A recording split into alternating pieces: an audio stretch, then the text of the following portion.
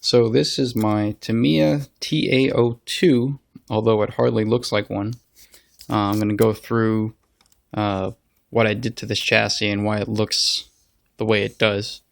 So this was my second RC car ever. I got it in Christmas of 1994, originally as the Tamiya Chevy S10 chassis. It was basically the short course chassis of its day, although the TA-02 was a sedan chassis, a popular sedan chassis that Tamiya made, almost exactly the same as the TA-01, maybe some small geometry changes, but otherwise the same. And they just put, off-road tires on it and a truck body, and shipped it out as an off-road chassis. I really liked it. I enjoyed building it, and over time, I spent a lot of my allowance money modifying it to high heaven. So one thing about Tamiya chassis, certainly Tamiya chassis of that time in the mid 90s, and certainly before that, is they were made using ABS plastic, and that plastic was very brittle, and it didn't take much to break something if you crashed. So I broke a lot of parts, and I wanted to sort of upgrade those parts, but also get better parts as well, just to make the chassis better as a whole. And also wanted to play around with doing other things. So, probably the first thing you'll notice here is the body. This is a Proline Dodge Ram body. And I don't even know if they sell this anymore, but at the time, you could buy it. I painted it by hand. I was in, 8th or 9th grade at that time. So, I didn't exactly have access to spray paint. And I enjoyed hand painting because I used to build a lot of plastic model cars. And I felt that I had more control over the paint scheme if I just painted by hand. So I had to individually mask everything off and paint it. And this whole body took several days to paint. I remember I think I was in high school and I painted this, and it took me like a week just to do the whole thing. But I was very satisfied with it at the time when I was done. I love flame paint schemes. Those are always fun to do.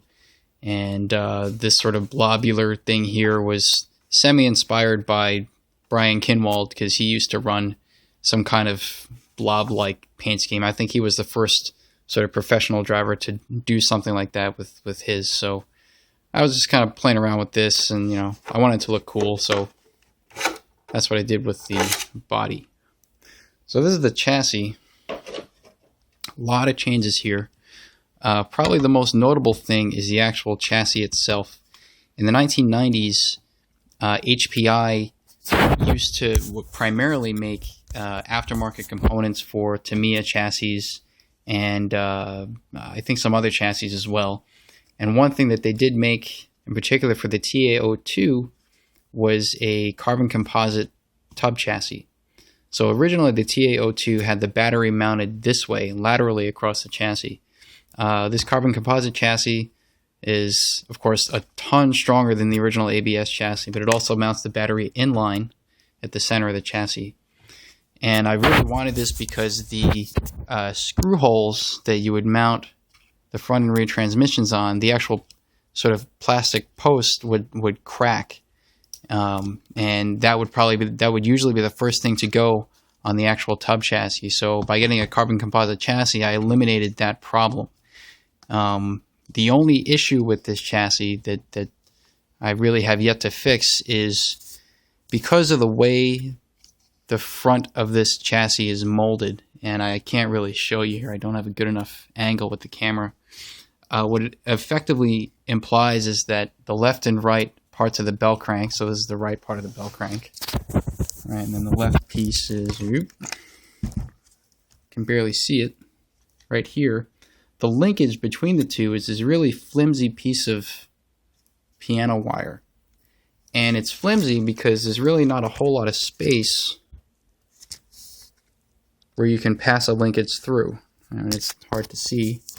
Yeah, maybe you can kind of see it, but sorry, hard to see. But basically, there's not a lot of space in there. And so if you try to, get like a normal titanium turnbuckle and run that through it, it just won't fit. Part of the problem that creates is, of course, you get a fair amount of steering slop. And in addition to that, these bell cranks are made out of carbon composite plastic, but they're very flexible. So there's just a whole lot of flex in the steering, and the steering is very sloppy. So it doesn't steer terribly well. But, it's what it is. In the front and rear, I got HPI graphite shock towers. They also made shock towers for the TA-02. And I got associated aluminum body shocks, front and rear. These are the older associated shocks where, unlike the version 2 shocks where you screw in the double seal from the bottom, this is just one full shock body, and you put in the seal from the top and you pop it in with a clip. So they're a little harder to maintain if you want to take the O-rings out, but I haven't really had to change these a whole lot. And I think I run kind of stiff springs on this at the time. Again, I was very young. I was getting sick and tired of this thing bottoming out, so I put stiff springs on it and I ran thick oil. So if I run it now, it kind of hops around on the surface. It's not, the most glamorous looking thing. I did want to widen the suspension as well, because originally the Chevy S10, and you can today still buy this as the Ford F-150, has rather narrow suspension arms. These guys are from the Tamiya TA, which is completely compatible with TA-02 because the gear case is the same, or at least the part where the suspension arms mount is the same. So I got TA suspension arms front and rear, made it nice and wide. Of course, that meant I had to get TA dog bones and longer turnbuckles. I did try to get a CVD set that I can run for this, but I couldn't find a drive shaft of the right length. So I ended up just having to run dog bones. These hub carriers and this, I forget what this is called. But these two pieces here are actually made by Trinity. Most people know Trinity for making batteries and motors, but there was actually a time when they did make some aluminum aftermarket components for other chassis, including the Tamiya TA-02. So I got those, especially the steering knuckles. The hub carrier is nice, but the steering knuckle originally is plastic on the TA-02, and the part where you attach the ball cup for the steering link down here, kind of hard to see because of the big fat wheel, but that mounting point would always break because it was plastic and weak. So I wanted to get aluminum stronger bits there. So that's the front. And then in the rear, more or less the same thing. I did recently install a stabilizer bar. I think I got this maybe off of eBay or something, just to kind of complete the kit. And, graphite rear shock towers. Still the plastic rear hub carriers here, but one's for titanium turnbuckles, right, in the rear just as in the front. At the time, Proline used to have what's called an XTR compound. They still have it today, although on a much, much smaller set of their tire portfolio. But they made Roadhog XTR compound tires, so I got those with these nice HPI chrome 5-star rims. It just looks kind of cool, although it makes the motor way overgeared. This thing runs insanely hot if I try to run it with these tires, so I typically have to run smaller tires if I'm actually going to run the chassis. And I do run, at the time, again, this was the mid-90s, brushed motor. This is a 12-turn double motor. This is a Trinity Speed Gems Diamond, I think it is. And I also used to run a Reedy Sonic and a Reedy Sonic 2, all 12-turn doubles, although this particular motor had stand-up brushers, and the Reedy Sonic was well known for using lay-down brushes that had more torque as a result of that. But they both ran really hot in this. Novak Tempest Pro Hyperfet 2 speed control. For those who are old enough, you would remember this as being the speed control to have in 1995, so many years ago. And this is high-tech, what is it, 625 MG. I just bought this because I used to run a 605 high-tech servo, but I was having some, I guess it was old, it was starting to twitch, so I had some problems with that. This is the Kimbrough Servo Saver. I think that's more or less it. This car did come, I think, originally with a ball diff at the front and then a gear diff at the rear, one or the other, I don't remember.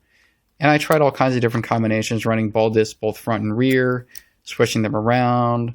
I eventually just decided to run gear diffs so that I wouldn't have to maintain the ball diffs, and that works okay, although as you can tell, the gear diffs are very loose, and that's because they're not sealed, so they spin very freely.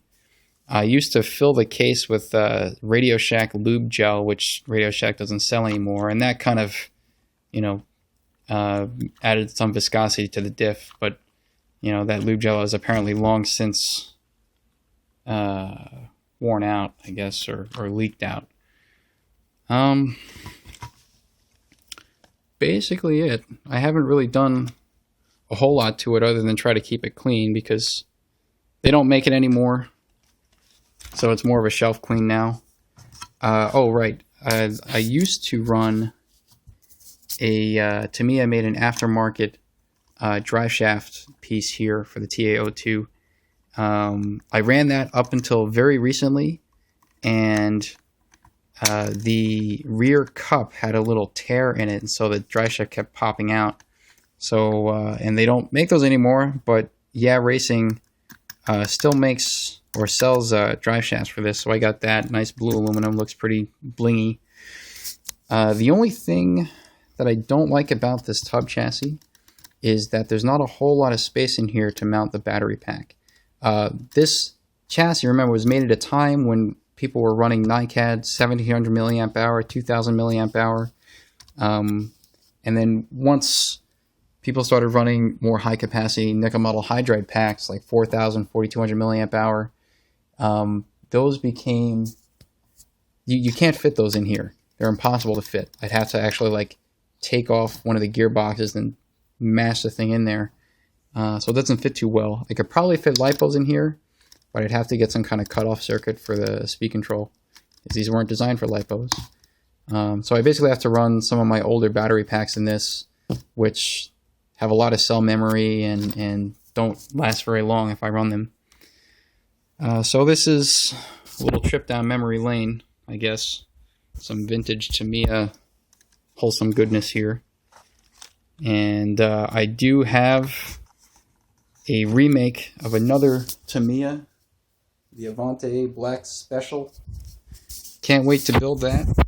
I hope to document that build in rather rigorous detail, assuming I don't rush through the build. So that's it for this chassis, at least. Thanks for watching.